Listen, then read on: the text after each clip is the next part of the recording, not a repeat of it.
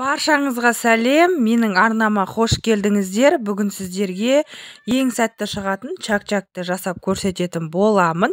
Мінекей видеода көріп тұрғандарыңыздай, біздің чак-чагымыздың түрі де, дәмі де өте керемет болып шығады.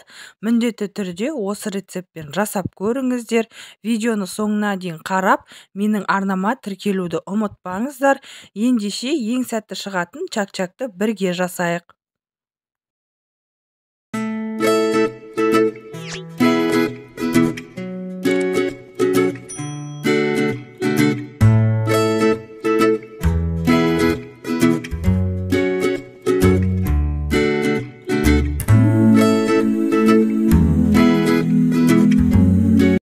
Ең алдымен қамырын илеп алуымыз қажет. Ол үшін бізге 3 жұмыртқа керек болады.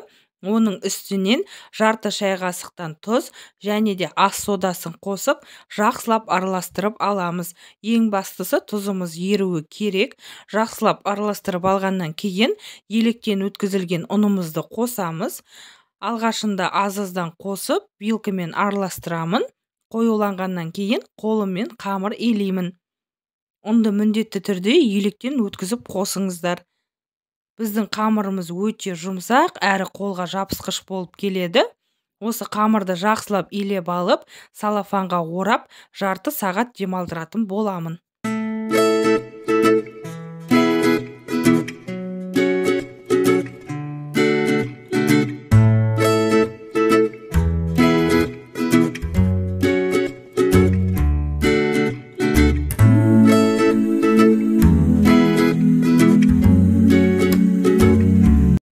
Осы аралықта сироп дайындап алуымыз қажет. Шекердің үстінен су құйып, жақсылап араластырып, баяу отта қайнататын боламыз. Енді оның үстінен жарты шай қасық лимонный кислота немесе лимонды қоссаңыздар болады. Сироптың дайындалу уақыты 10-15 минут аралығында. Енді мед қосатын боламыз, яғни балды қосып 2 минут аралығында қайнатамыз мед ерігенше. Содан соң сироптың дайын болғанын салқын суда тексеретін боламыз. Яғни сиропты тамызған кезде еріп кетпесе, сироп дайын деген сөз. Яғни оның дайын болғанын көрсетеді.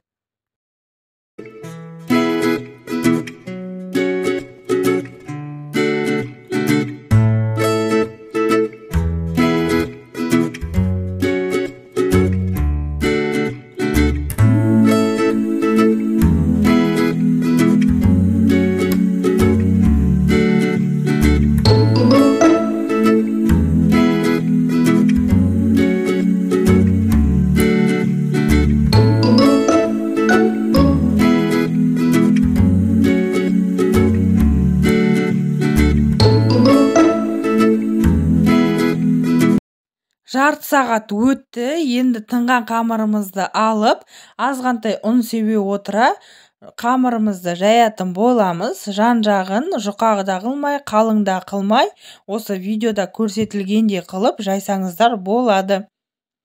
Мінекей әдемілеп жайып алыңыздар.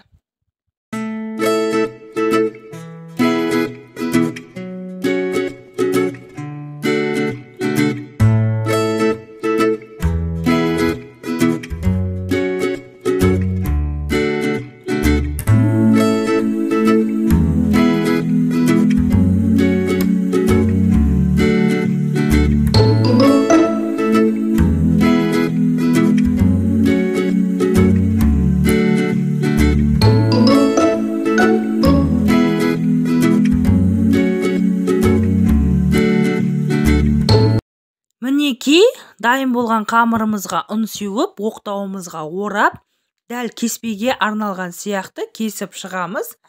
Содан соң осылай ұн жағып шығып, бір-біріне жабысып қалмас үшін осылай лапшаларды, яғни кеспелерімізді дайындап, кескен лапшаларды столдың үстіне кептіріп қоямыз. Яғни қалғанын турап жатқан кезде бұлар бір-біріне жабысып қалуы мүмкін. Сондықтан араларын ашып кептіріп қойсаңыздар болады. Қалғанын да дәл осылай жасайсыздар. Табамызға май құйып, орташа отта дайын болған кеспелерді пісіретін боламыз. Яғни кеспемізді аз-аздан салып және де араластыра отыра, міндетті түрде араластырып отырып пісіруіміз керек. Осылай барлық кеспелерді қуырып алатын боламыз. Содан соң сиропты құюымыз керек. Сироп суып қалған болса, бір ысытып алуыңыз керек болады. Суыған сироп қоюланып қалады. Сондықтан қыздырып қойсаңыздар, біздің чак-чактарымыз бір-біріне өте керемет болып жабысады. Мінекей барлық кеспемізді қуырып алдық. Енді чак-чакты жасауымыз қажет. Ол үшін мен күнжіт қосатын боламын. Сіздер мейіз, жаңғақ, үйіңізде не бар, соны қосып жасаңыздар. Немесе ештеңе қоспай жасай берсеңіздер де өз еріктеріңізде. Күнжітті қосқаннан кейін қызып тұрған сиропты құйып, жақсылап араластыратын боламын. Видеода көрсетілгендей қылып жасаңыздар. Мінекей жақсылап араластырып алдым.